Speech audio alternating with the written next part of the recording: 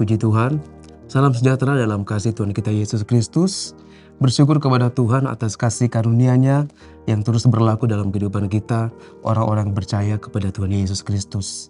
Kesempatan kali ini, Yesus kuatku akan kembali mengawali langkah kita di sepanjang hari ini. Puji Tuhan. Sebelum kita mendengarkan renungan firman Tuhan, mari kita bersatu di dalam doa. Terima kasih banyak Bapa di dalam surga, kami bersyukur Tuhan buat kasih-Mu, buat anugerah Tuhan yang terus kami rasakan, kami nikmati dalam kehidupan kami. Terima kasih buat hari yang baru pada hari ini Tuhan Yesus. Kalau kami boleh ada sebagaimana kami ada, semuanya adalah karena anugerah Tuhan dalam kehidupan kami. Saat ini Tuhan, sebelum kami melaksanakan segala aktivitas kami, Tuhan terlebih dahulu kami mau mengawali hidup kami dengan merenungkan kebenaran firman-Mu. Agar Roh Kudus terus beracara dalam kehidupan kami Tuhan, agar kami tetap terus ada di dalam koridor seturut dengan kehendak Tuhan. Terima kasih banyak Bapa di sorga, kami sambut firman-Mu dengan penuh ucapan syukur, di dalam nama Tuhan Yesus Kristus kami berdoa. Haleluya, amin. Nah, minggu ini Yesus kuatku mengambil tema tentang kemerdekaan. Dan pada hari ini, judul renungan kita adalah doa untuk Indonesia. Mari kita buka Alkitab kita di dalam 1 Timotius pasal yang kedua. 1 Timotius pasal yang kedua ayat yang pertama dan ayatnya yang kedua. Saya akan bacakan untuk kita semua. Mengenai doa jemaat. Pertama-tama aku menasihatkan, naikkanlah permohonan doa syafaat dan ucapan syukur untuk semua orang, untuk raja-raja dan untuk semua pembesar, agar kita dapat hidup tenang dan tentram dalam segala kesalehan dan kehormatan. Puji Tuhan, Bapak Ibu Saudara terkasih di dalam Tuhan. Besok hari kita akan merayakan 17 Agustus sebagai Hari Kemerdekaan Negara Republik Indonesia yang kita cintai. Tentunya ada banyak hal yang kita lihat yang terjadi di tengah-tengah bangsa kita. Terlepas dari ada banyaknya kekurangan yang ada, tapi saya percaya ada banyak perkembangan-perkembangan yang terjadi di negara kita yang kita nikmati. Puji Tuhan. Hal yang paling sering kita dengar atau orang-orang sering lontarkan pada saat hari ulang tahun kemerdekaan negara Republik Indonesia kita adalah, sebagai warga negara yang baik, apa yang sudah kita lakukan untuk kita mengisi kemerdekaan kita?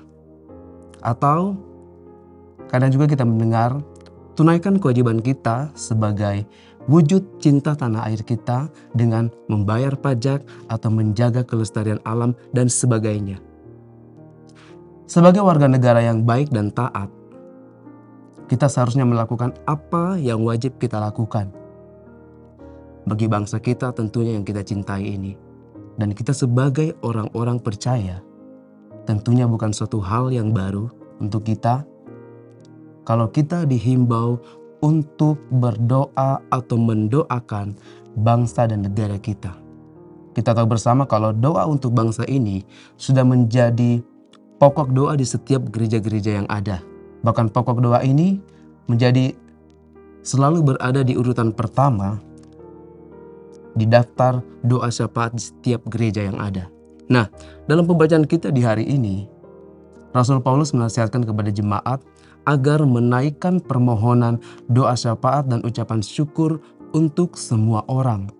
Dan secara spesifik, mengkhususkan agar jemaat berdoa untuk raja-raja dan untuk semua pembesar agar kita dapat hidup tenang dan tentram dalam segala kesalehan dan kehormatan.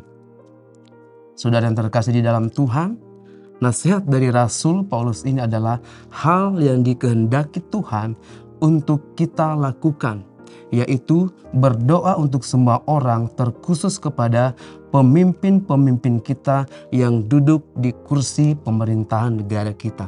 Kita tahu bersama bahwa surat 1 Timotius ini ditulis untuk memberi petunjuk tentang bagaimana mengatur atau memimpin gereja. Hal inilah yang seharusnya mendorong kita sebagai gereja Tuhan untuk bertanggung jawab mendoakan para pemimpin dan bangsa kita. Nah, Bapak Ibu Saudara yang terkasih di dalam Tuhan, mengapa kita perlu untuk mendoakan bangsa dan negara kita? Yang pertama, di dalam Yeremia pasal 29 ayat yang ke-7, di sana dikatakan, Usahakanlah kesejahteraan kota kemana kamu aku buang, dan berdoalah untuk kota itu kepada Tuhan, sebab kesejahteraannya adalah kesejahteraanmu. Saudara yang terkasih di dalam Tuhan, kita bukan orang buangan seperti bangsa Israel yang dibuang ke Babel. Amin, haleluya. Kita adalah orang-orang yang dipilih Tuhan untuk ada di negara yang kita cintai ini, khususnya di negara Republik Indonesia. Di samping kita harus menunaikan kewajiban kita sebagai warga negara seperti membayar pajak dan lainnya, ada tugas khusus dan tanggung jawab yang besar yang diberikan Tuhan kepada kita sebagai gereja Tuhan, yaitu berdoa untuk bangsa kita. Firman Tuhan berkata, usahakanlah kesejahteraan kota kemana kamu aku buang, kesejahteraannya adalah kesejahteraanmu.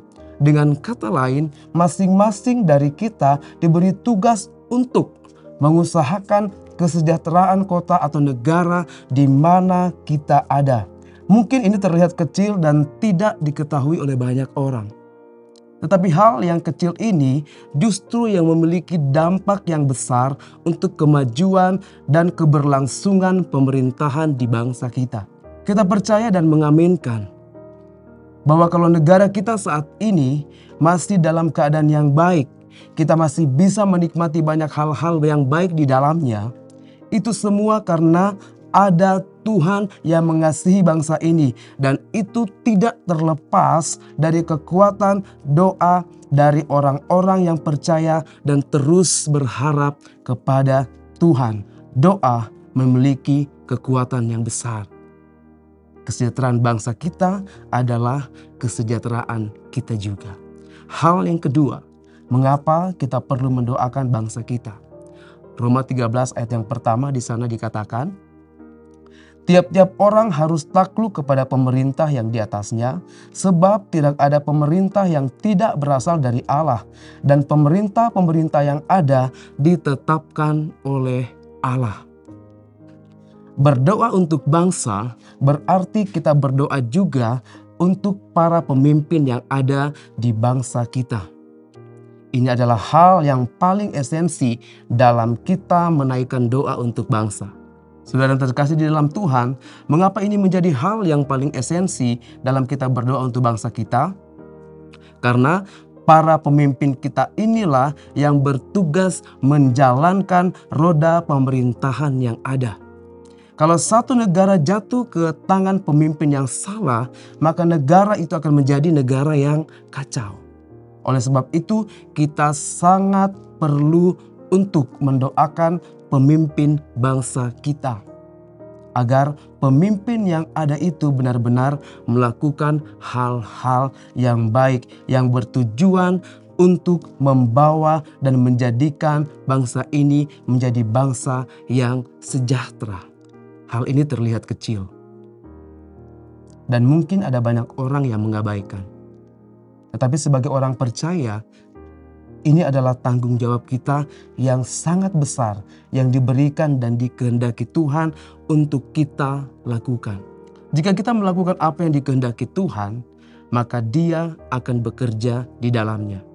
Teruslah berdoa untuk bangsa kita, agar bangsa kita menjadi bangsa yang dikasihi oleh Tuhan, dan menjadi kerinduan kita agar bangsa kita menjadi bangsa yang dimenangkan untuk kemuliaan nama Tuhan.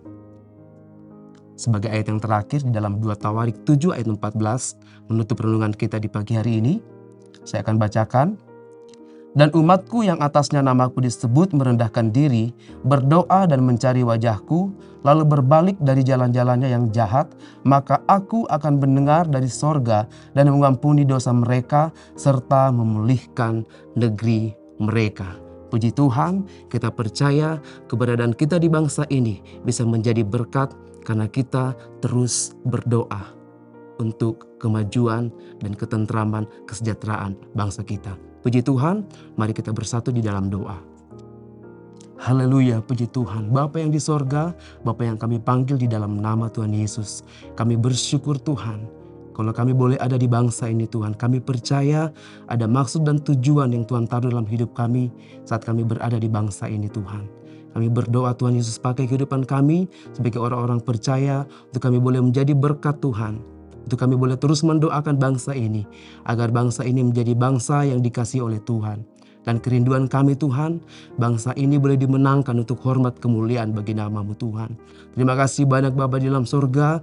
Teruslah Engkau berkati, memberikan hikmat bagi para pemimpin bangsa ini Tuhan. Bila mereka boleh memimpin bangsa ini dengan baik Tuhan, dengan takut akan Tuhan ada di dalam hati mereka. Terima kasih banyak Bapa di dalam surga. Kami berdoa Tuhan buat seluruh jemaat yang ada.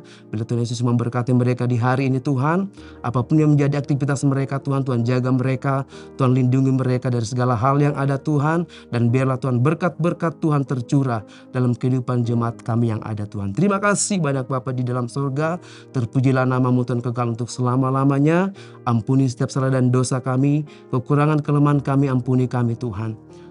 Baru hidup kami Tuhan, baru roh kami, sehingga hidup kami benar-benar menjadi persembahan yang hidup kudus berkenan di hadapan Tuhan. Terima kasih banyak Bapa di dalam surga. Ini doa kami yang kami perlaskan di dalam satu nama yang ajaib. Di dalam nama Tuhan Yesus Kristus kami berdoa. Haleluya. Amin. Dirgahayu Republik Indonesia yang ke-79 tahun. Bersama Yesus, aku kuat.